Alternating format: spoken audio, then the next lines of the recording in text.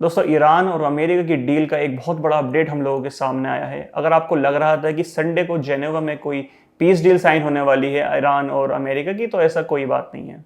Iran की semi official news agency फर्स की रिपोर्ट के अकॉर्डिंग नेगोशिएशन टीम के एक क्लोज मेंबर ने इन सभी न्यूज़ रिपोर्ट्स को बिल्कुल झूठ बताया है। इस सोर्स ने कंफर्म किया है कि प्रेसिडेंट डोनाल्ड ट्रंप और कुछ वेस्टर्न मीडिया आउटलेट्स ने जो ये अफवाह उड़ा दी थी पीस डील साइन होने वाली की, तो ये सब झूठ है। तेहरान का कहना है कि उनका इंटरनल रिव्यू प्रोसेस और डिसीजन मेकिंग अभी पूरा ही नहीं हुआ है।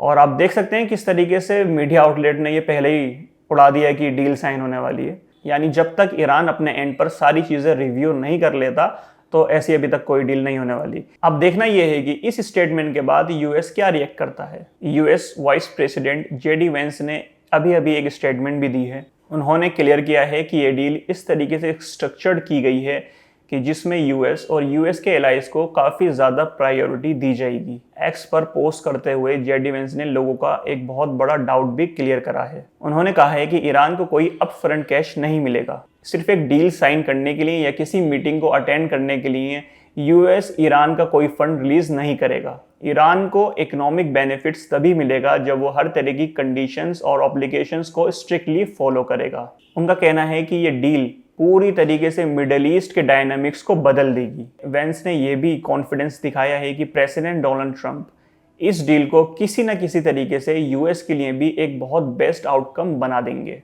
दोस्तों, एक तरफ जहां यूएस और इजराइल की पीस डील की बातें चल रही हैं, वहीं दूसरी तरफ इजराइल ने एक बहुत बड़ी वार्निंग इशू कर दी है। इजराइल के डिफेंस मिनिस्टर इजराइल कैट्स ने यह बिल्कुल क्लियर कर दिया है कि अगर अमेरिका ईरान के लिए सॉफ्ट हो रहा है, तो इजराइल को फ्यूचर में इंडिपेंडेंटली एक्ट करने के लिए रेडी रहना होगा, ताकि वो ईरान को न्यूक्लियर वेपन हासिल करने से रोक सके।